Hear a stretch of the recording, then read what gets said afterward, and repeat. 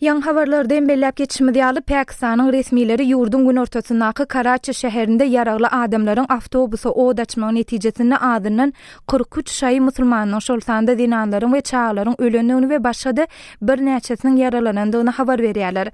Bu barada kardeşim Gödeliň taýýarlan giňişdäk maglumatyny dinläliň. Pakistanyň resmileri ýurdun gündogorundaky Karachi şäherinde ýaragly adamlaryň azlykdaky şahy musulman toporunyň awtobusyny oka tutmagynyň netijesinde adynyň 43 adamyň wepat bolanlygyny aýtdylar. Resmiler hüjümçilerin başda awtobusyň daşyndan ok atanlygyny soň bolsa içine girip diýri galanlary kellesine atyp öldürendiklerini habar berdiler. Pakistanyň premier ministri Nawaz Sharif Karachida bolan bu helakçylykly waka barada 13-nji maýda Islamabadda hökümet maslahatyny eden çykyşynda bu Pakistanda durnuksulluğu döretmek ve adamları bir-birine karşı koymak boýunça gynançly bir synançykdyr. Zarwastyna düşen jemgyýetçilikler hiç wagtda gapma garşylyk döretmändi diýip belledi. Ye yakinen Pakistan mein intişar philane ki ek mazmum koşiş hai. Welaýatyň ýol başçysy Gulam Haydar Jamailiň sözlerine görä awtobus İsmaili Şahy musulmanlar jemgyýetiniň merkezine tarap barýan wagtynda 6 ýaragly adam tarapyndan saklanypdyr we ýolagçylar atylyp öldürilipdir. Jinaýatçylygy dergemek boýunça toparyň polisiýa ofiseri Tariq Jadun hüjümüň bolan ýeriniň golaýynda jurnalistleriň öňündeden çykyşynda hüjümçileriň 9 mm-lik awtomatik görnüşindäki ýaraglary ulanandyklaryny aýtdy. INM में है, SMGs हैं और दूसरे मुख्तलिफ वेपन्स हैं. अंदर जाके मारा गया, बाहर से. Pakistanyň Taliban guramasynyň düzümindäki Jundullah adly topar bu hüjümüň jogapkärçiligini öz üstüne aldy. Hüjüm Pakistanyň syýasy liderleri we Hindistanyň premier ministri tarapyndan tanqid edildi. Polisiýanyň ýol başçysy Najib Khan ölenleriň arasynda 16 dinanyň bolanlygyny we ýene onlar çadymyň yaralananlygyny habar berdi. Maglumatlarda käbir ýaş çağalaryň jesetleriň aşagynda gizlenip aman galanlygy aýdylýar. Jundullah toparynyň metbuat wekili Ahmet Marvat toparyň şaýlara şol sanda İsmaili toparyna we hristianlara garşy hüjümlerini dowam etdirjekdigini Azat Ýewropa Azatlyk radiosynyň Maşal radiosyna aýtdy. Al-Qaida bilen bagly söwüşüji toparlar geçmişde şaýlary we daşary ýurtly syýahatçylary nişan alýardy. Jundullah 2014-nji ýylyň noýabr aýynda Islam döwletiniň söwüşçilerine öz raýdaşlygyny bildiripdi. İsmaili jemgyýeti sünnilerin köpçüligindäki Pakistanda şahy musulman azlygynyň bir toparydyr. Karachida İsmaili jemgyýetiniň agzalary sünni ekstremistleriň hop salýanlygy sebäpli topar bolup ýaşaýarlar we diňe köplük bolup hereket edýärler. Şaýlara garşy hüjümler soňky ýyllarda Karachida we Quetta-da köpeldi. Soňky 2 ýylyň dowamında Pakistanda bolan hüjümlerde 1000 çemesi şaý öldürildi. Ozalky hüjümleriň köpüsiniň jogapkärçiligini şaýlary dinsizler diýip hatap edýän Lashkar-e-Jang we atly berk uğurly sünni topar öz üstüne alypdy. 13-nji maýda bolan gyrgynçylyk Pakistanda 30-njy ýanwardan bäri şaýlara garşy edilen iň agyr hüjüm boldy. Ýanwar aýynda zandan geçen hüjümçi Shikarpur etrafynda meçide hüjüm edip 61 adamy öldüripdi. Kardeşim Gödeliň taýýarlan maglumatyny dinlediňiz. Habarlar güneli gepleşigimizde goňşy Owan sany deýişli maglumatymyz bilen dowam etdirýäs. Owan sanyň Türkmenistan bilen serhetleşen Jowzjan welaýatynyň Akça etrafynda söwüşçiler bilen Owan güýçleriniň arasynda mundan 3 gün öň başlanan çaknyşyklaryň henis hem dowam edýändigi bellenýär. Çaknyşyklaryň netijesinde bu etrawyň ençeme ilaty öz jaýlaryny terk edip gitmäge mejbur bolupdyr. Kawla habarçymy Şamerdan Gulmurada Akça etrafyndaky howpsuzlyk ýagdaýlary bilen gyzyklanyp bu welaýatyň häkimi Hacı Baýmurat Goýunly bilen söhbetleşýärler. Soňky günlerde Jowzjan welaýatynda howpsuzlyk şertleri ýaramazlaşdy. Munyň sebebi näme size görä? Bizim etraf uluslarlyklarymyzda hakimlikde hususan Akça uluslarlykda şöyle bir kunna bara çatlaşyk uruş gidip dur. Jowzjan welaýatynyň şäheri, ýani Şuburgan şäherine de iki tarapdan hüjüm edipdir diýen maglumatlar gelip gowuşdy. Şuburganyň şäherine de howp barmy? Ya kular şu gece Angardaky näme yarallarını çıkaracak bolup şöyle hareket ettiler. Öyle bir gep yok. Uzaktan bir tankylda kaçıp gidenler boldy. Şu Akçanyň nerinde häzir dartgyllyk çatışyk bar? Akçanyň haýsy ýerlerinde, haýsy obalarynda?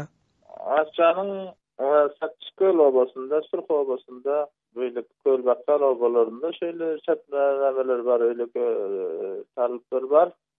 Şoňam häzir täýärlikler alypdyr. İnşallah ýaxşy netijelere garaş bolýar. Jeňçileriň arasynda daşary ýurtlaryň bolandygyny bir iki Pakistanlynyň hem ölüsiniň ele geçendigi barada maglumat bar. Bu ýagdaý diýmek näme? Şöyle bana rapor geldi. 2 kişi ölülerin içinde Pakistan'dan bar eken diye rapor geldi. Akçadan köp adamlar kaçıp çıkmaga mecbur bolup dur. Akça şäheriniň özünden hem başga Sakkylköl bu kaçıp çıkmaga mecbur bolan adamlaryň, bosup çıkan adamlaryň ýagdaýy bilen bagly näme çare görýärsiňiz? Olaryň da bir başpena diýip ya olara kömek zeruraty bolsa, Olar şu özünün kowum garyndaşlaryna şähere gelenler daşarda bir susuz asgalyň adamlaryň rapor gelen ýok. Onun ýany halaty düşen ýerde bizi teýýarlygymyzy alar.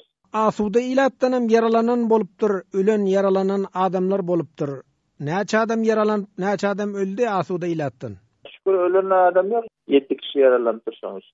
Ýagdaýlar Demirgazyk Awganystanda soňky günlerde has yaramanlaşdy diýdiňe, Jowzjan welaýatynda da, Faryab welaýatynda da şeýle ýagdaý bar. Hususan hem şu Türkmenistan bilen serhet ýakalarda jeňçileriň yerleşendigi maglumat berilýär. Siz bu ýagdaýa näil düşünýärsiňiz? Biz Türkmenistan goňşy ýurdumyzyň bizim iki hakimlik bir mesele ýok. Orada talyplar garkynda käpler ham ýapdy. Görünýärler öýle bir gorkulu ýagdaýlar ýok inşallah. Ýagdaýyň şeýle dartgylaşmagyna siz näme diýip düşünýärsiňiz? Näil pikir etýärsiňiz? Muň sebebi näme bolup biler? Men ýokary sebäplerini düşünüp bilen ýok ýa şu biz Jowzjan welaýaty gepleşen Jowzjan welaýatynda onça bir bizim goňşy ýurtlarymyzda bir onça bir zerer ýeter ýany bir hereketler ýok häzir. Jowzjan welaýatynyň käbir etraplaryny jeňçileriň basyp almagy akmal diýen gurrun ba. Jowzjan welaýatynda haýsy bir etraby basyp almaga mümkinçilik barmy jeňçileriň Talibanyň?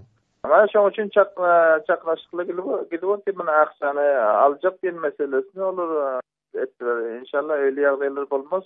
Çünki bizim teýýarlyklarymyz bar, hiç bir hakimlige almaga mümkin bolmaz inşallah. Akçada indi 3 gün bäri dowam edýän çatışykda Awgan güýçlerine de ziýan ýetdimi?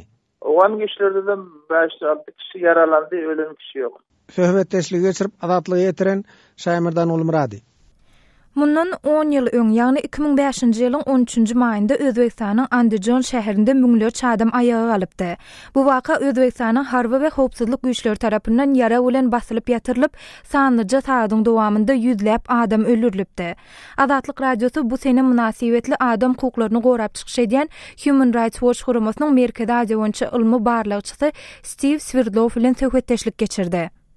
2005-nji ýylyň maýynda Andijonda bolan zatlardan öň Özbekistanda adam hukuklarynyň ýagdaýy nähilidi? Well, Uzbekistan had a very abysmal, one could say, human rights record even before Andijon.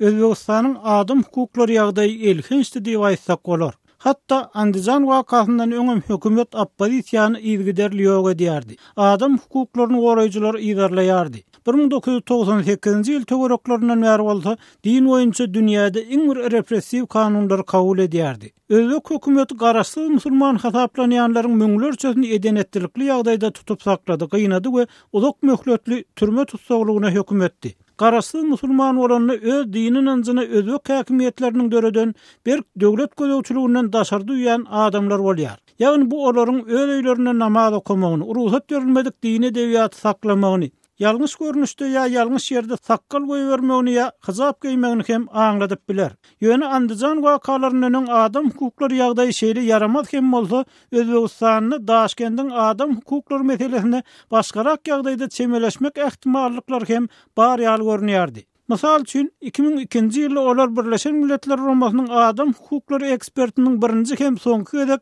ýurda sapar etmegine ruhsat berdiler. Ol ekspert Özbekistana gelip adam gynalşy we jenaýat agtaryş kanunçylygy sistemasy boýunça töwereklerin barlygy geçirmäge mümkinçilik aldy. Şeýle de 2002-nji ýylda bu ýurtda ýeketek garaşsyz jemgyýetçilik guramasy adam hukuklaryny gorýan ezgulyk hem hasap alınıpdy. Ýagny ol ýerde juda solgun hukuk ýagdaýyna garamazdan käbir ýagty nokatlar hem bardy. Emma ol nokatlar 2005-nji ýylyň 13-nji maýyndan soň doly garankylyga gaplandy. Picture, which then of course really plummeted on May 13, 2005. Siziň bilişiňizden Özbek hökümetiniň Andijonda bolan işde öz günätini nähilidir bir ýagdaýda boyun alan ýeri boldumy ýa-da ol özüniň bir krizise çözgüt tapyşy babatdaky tanqyda nähili jogap berdi? Well, the Uzbek government officially admits to a death toll of 187 victims killed on that day. Özbek hökümeti şol öldürülen pidalaryň 187-siniň ölümini resmi taýdan tasdikleýär.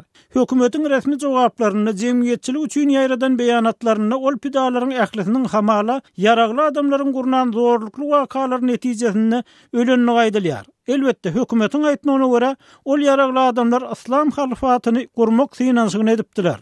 Bizim geçiren bağırlıklarımızda yerli hukuk koruyucuların ve beyleklerin Andijan wakalar boyunca geçiren bağırlıklarını şol gün merkezi meydançada Andijan'ın Babur meydanına toplanan protestçilerin İslam halfatyny gurmak maksadyny tutanyny görkezýän hiç bir delil tapylmady.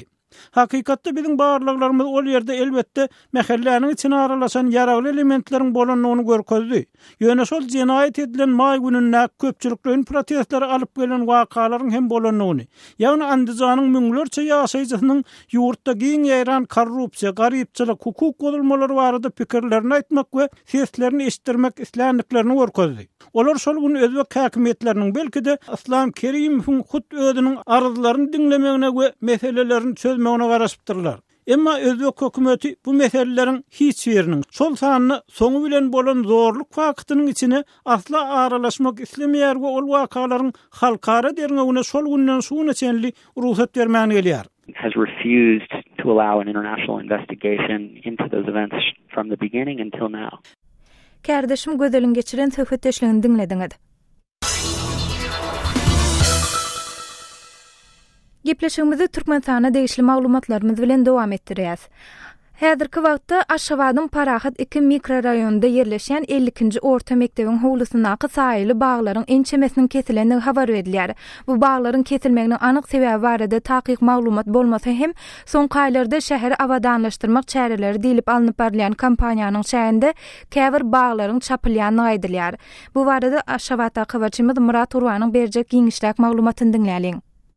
Paýtagtdaky 50-nji orta mektep şäher boýunça baga öwrenip oturan mektepleriň biri. Bu mektebiň territoriýasynda öwesip oturan baglar parky ýadyna salýar. Emma öňün bu mektepdäki öwesip oturan baglaryň bir näçesi kesilipdir. Bu baglaryň kesilmeginiň sebäbini anyklamak başartmady. Ýöne soňky ýyllarda haýsy da bolsa bir binanyň suduryny görkezmek ýa-da ol binanyň daş töweregini goşadyrnakda arasalamak üçin baglar kesilip başlandy. Bu ýagdaý ada bolan mektebiň ýerleşen Parahat 2 mikroraýonuny hem görmek bolýar. Bu raýonda perestroýkalar, ýagny goşmaça guruluşyklar ýumurlaryny, olaryň daş töweregini ekren baglar hem kesildi. Galy berse mikroraýonyň içinden geçýän dar köşeler giňedilerine hem köşeleriň gyralaryna ösüp oturan baglar çapylyp ýok edildi. Bu ýagdaý paýtagtyň beýleki awadanlaşdyrylýan raýonlaryna hem mahsus. Aşgabatyň 5-nji, 6-njy, 30-njy mikroraýonlaryna hem mundan öňkän agaçlar kesildi. Paýtagtyň kär uly köşeleriniň uğruna ösüp oturan agaçlar da kesilýär. Mysal üçin Türkmenbaşy ýolunyň Şevşenko köşesi bilen kesişýän ýerinden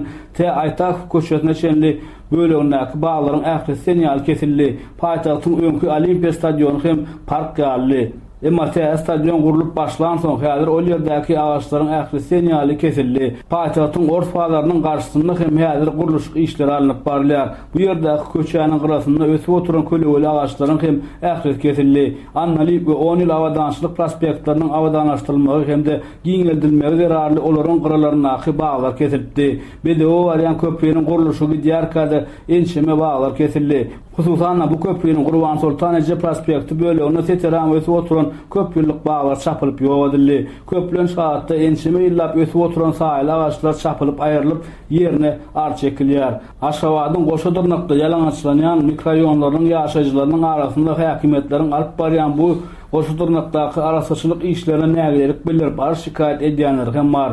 Aşgabatyň 30-njy mikroraýonyň ýaşaýjysy amanyň aýtmagyna görä häkimetler käte bu şikaýetlere gulak asyp agaçlary çapýan idaralaryň bu işleriniň öňüne alýarlar. Onuň sözlerinden çen tutsaň onda 3 ýyl mundan onuň ýaşaýan raýonyny goşmaça guruluşyklar ýumurlaryny ýaşaýjylar baglar gorap bilipdirler. Ýöne geçen ýylyň ahyrynda iň soňy şol baglar çapyp aýyrdylar. Şikaýetlerimize gulak asmadylar diýip aman gurrun ýar. Agaçlary köpçüliklerin çapýanlar munyň köplenç binanyň gözelligini görkezmek we paýtagty uwdanlaşdyrmak üçin edilýändigini aýdýarlar.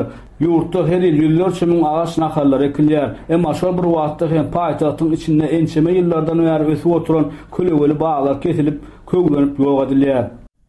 Hormatly dinleyijiler, biz habarçymyz Murat Urwanyň taýýarlanan bu maglumatyna değişli ýörite foto sergini hem adathabar.com web saytymyzda çap etdik. Çapylan ýa-da kesilen agaçlara, saýaly baglara foto sergide tomoş etmek isleseňiz, sizi adathabar.com web saytymyzda çağırýar. Web saytymyzda türkmenistanyň arkaly girip bilersiňiz. Gepleşigimizde Liwap welaýatynyň gelip hoşan maglumatymyz bilen dowam etdirýäs. Liwap welaýatynda hususy dermanhanalaryň yapylmagy netijesinde ilatyň derman öpçünçiliginde käbir bökdönçlikleriň emele gelenligi habar berilýär. Bu bökdönçlikler barada Liwapda habarçymyz Osman Haliýewiň berjek maglumatyny dinläliň. Liwap welaýatynda hususy dermanhanalaryň 30-dan gowragynyň indi 1 aý töweregi işlemän durmagy ilatyň derman öpçünçiligine yaramaz täsir edýär. Käbir agyr ýürek, gan damar hastalyklaryna ýolganlara, lukmanlaryň ýazyp beren dermanlarynyň döwlet dermanhanalarynda tapdyrmaýandygyny yerli ýaşaýjylar aýdýarlar. 64 ýaşly türkmen awatly Biwin Ardayza şeýle kyn ahwala düşenlerden biri. Onun adamsy golayda infarkt bolup hastahana düşüpdir. Döwlet dermanhanalarynyň 4-sine baryp lukmanlaryň ýazyp beren dermanlarynyň 3-den 1-ni zordan tapandygyny Biwin Ardayza aýtdy. Ol döwlet dermanhanalaryndaky dermanlaryň bahalarynyň hususy dermanhanalardaky bilen deňeşdirende epesli gymmatdygyny da sözüniň üstünde goşdy. Biwin Ardayza özüniň de gan basynyň ýokarydygyny, onu belli bir derejede saklamak üçin her gün derman ulanmaly bolýandygyny görüň berdi. Ol Medapril Plus dermanyny öň hemişe hususy dermanhanalardan bir gabyny 16 manat 20 teňe alyp gelendigini, olar yapılan soň döwlet dermanhanalaryndan onu 20 manat 80 teňeden almaly bolandygyny aýtdy. Hususy dermanhanalarda her tigirjigi 10 milligram bolan Lisanapryl dermanyny da 10 manat 10 teňeden satylýan ekeni. Döwlet dermanhanalarynda onuň bahasy 15 manat. Biwin Ardayza hususy dermanhanalaryň yapylmagynyň ýaýtada ilatyň az girdejilik atlaklaryna, işsizlere, aýlygy az adamlara, özü ýaly pensionerlere yaramaz täsir edendigini aýtdy. Az girdejili maşgalylar öň dermanlaryň köpüsini hususy dermanhanalardan alýan ekenler. Şeýle mümkinçilikden mahrum bolan soňlar indi olar döwlet dermanhanalaryna barmaly bolýarlar. Mugallimçilikden pensiya çıkan Biwin Ardayza şol bir kärhanada öndürilen şol bir dermanyň bahasynyň näme sebäpden döwlet dermanhanalarynda hususy dermanhanalara garanda epesli gymmat bolýandygyna özüniň düşünüp bilmeýändigini aýdýar. Eger ýakyn wagtda hususy dermanhanalary işläp başlamasa, onda ilatyň derman bilen öpçünçiligi dol döwletiň garamagyna geçer. Bu bolsa dermanlaryň bahalarynyň ýene-de galmagyna getirer diýýänler de bar. Welaýatyň şäher we etraplaryndaky veterinar dermanhanalarynyň da köpüsi ýapyk. Ady veterinar bolsa da olaryň köpüsinde adamlar üçin-de dermanlar satylýardy. Käbir maglumatlara görä olaryň eýelerine veterinar dermanhana işletmek üçin berilen ruhsatnama lisensiýasy ýatyrylypdyr. Ýöne bu maglumaty resmi çeşmelerden tasdiklatmak ýa-da inkar etmek mümkin bolmady. Hususy dermanhanalaryň näme üçin ýapylýandygy barada ilata hiç kili resmi düşündürüş berilenok. Dermanhana eýelerinden de bu ýagdaý barada anyk bir jogap alyp bolanok. Welaýatda derman öpçünçiligi bilen bagly ýüze çykan kynçylyklar barada habar serişdelerinde de hiç kili maglumat berilenok. Habarçymyz Osman Haliýewiň taýýarlanan maglumatyny dinlediňiz. Filologiya ilmläriniň doktory, professor, görnükli edebiýat tanqidçisi Jora Allakow 11-nji maýda 86 ýaşynyň içinde Aşgabatda aradan çykdy. Jora Allakow 1930-njy ýylyň 9-njy sentýabrynda Kerki raýonynyň Asanabawy owasynda dünýä inýär. Geljeki edebiýat tanqidçisi owadaky 7 ýyllyk mektebi tamamlap Daýhan birleşiginde hasapçy bolup işleýär. Soň ol Kerkidäki tehnikumyň hasap bölümini tamamlaýar. Emma ýüreginiň çuňunda ýatan edebiýat höwesi onu 1950 2021-nji ýylda Çärjewdäki Türkmen Döwlet Pedagogika Institutunyň Türkmen Filologiýasy fakultetine getirýär. Jora Allakowyň şondan soňky ykbaly edebiýat ilmi hususanda edebi tanqid bilen bagly bolýar. Görnükli edebiýatçynyň okuwçylarynyň biri Amanmurat Bugaýewiň Azatlyk radiosyna görüň bermegine görä, ol ýokary bilim alanyndan soň tä ömrüniň ahirki günlerine çenli Türkmen Döwlet Uniwersitetinde sapak berýär. 50 ýyldan gowrak türkmen dilçilerine we edebiýatçylaryna sapak beren ýüzlerçe makalanyň, onlarça kitabyň awtory bolan Jora Allakowyň ölümi barada türkmen medeniýetine hiç ýyly habar berilmedi. Azatlyk radiosu görnükli edebiýat tanqidçisynyň ömrü we döredijiligi barada Aşgabatly şahyr Amanmurat Bugaýew bilen söhbetdeşýärler. Amanmurat türkmen edebiýatçylarynyň, dilçileriniň müňlerçesiniň muallimi professor Jora Allakow 86 ýaşynyň içinde aradan çykdy diýen habar gelip gowuşdy. Eýsem öňkü okuwçysy şahyr, publisist hökmünde zorallyk eden zat näme diýip soralsa siz näme aýdardyňyz? Zorallygyň özümiň muallymymyň at tutulanyny odalyň ýadyna düşýän zat ol mudama sagdyn dürst pikiriň tarapdardy. Meselem garaşdyrdygyň ilkinji ýyllaryny beýlekleriň ýöredilýän döwlet siýasatynyň öňünde ýaýaplaýan nöwri biziň hormatly muallymymyz Jora Allakow ideologiýa we edebiýat diýen makalasy bilen ýa-da täze edebiýaty geçmeň problemalary diýen makalary bilen metodda çykyş etdi. Şo makalalarda da esasy öňe sürilýän zat edebiýatyň ideologiýanyň guly bolmalylygyny, edebiýatyň özüne, ýylyna hyzmat etmeligi hakynda sagdyn pikirler öňe sürildi. Amanmurat Zorallyk adam hökmünde nähili adamdy. Oň ýyl içindäki syla hormaty nähili? Ýyl içinde Zorallyk alim hökmünde, pesbel adam hökmünde juda uly hormat goýulýardy. Sebäbi Zorallygyň hiç wagtdyr adamlardan özüni aýratyn tutsak bolmak, ýa bolmasa kolegasi koşapdy iş bitirip, güýäli iş bitirdim diýip öwünjek bolmak, kimdir birinden kast edip araljak bolmak ýa-da bir hormatly muallymyz Zorallyga juda ýaslatdy. Şoň hereketlerini gaýtalasyn gelýärdi, adam karşylyk babatda Zorallyga meňzäsin gelýärdi. Şu aýdýan pikirleme guwa hökmünde, mysal hökmünde bir zat aýtmakçy ol Türkmen Döwlet Uniwersitetini tamamlandan soňra geçen asyryň 50-nji ýyllarynyň aýagyndan tä 80 ýaşaýança 2005-nji 2006-njy ýyla çelli Türkmen Döwlet Uniwersitetinde muallim professor bolup işledi. Hiç kim Zorallyk hakynda ne ondan bilim alan student, ne onun ilmi ýolbaşçylygyny ilmi şoran alim bir ters gyýyş gurrun edip bilen ok sebäbi ol şourunlara yer goýan okdy. Ol heme uniwersitetiň muallimidy, heme durmuşyň muallimidy. Ine şunu aýratmak gerek. Amanmurat, siziň pikiriňizçe Zorallyk edebi mirasyna nähil çemeleşmeli neden eýler? Hormatly muallymymyň 500-den köprek ilmi makalasy metodda çap edilýär, aýratyn kitap bolunuşynda çap edildi. Çap edilen ilmi monografiýalarynyň sany 20-den geçýär, kitaplaryň sany.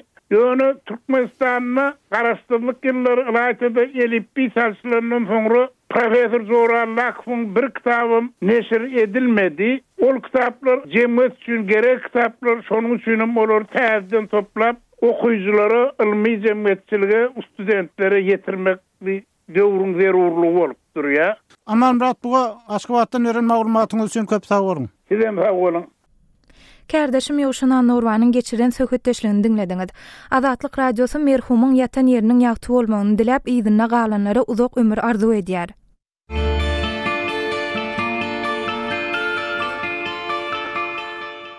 Hormatly dinleyijiler, şunuň bilen habarlar günnelik gepleşigimizde geçirip oturýas. Gepleşigi Pragadaky studiýadan men Sähra alyp berdym. Saatlar ketmeden soň gepleşiklerimizi ýazgyda dinläp bilersiňiz.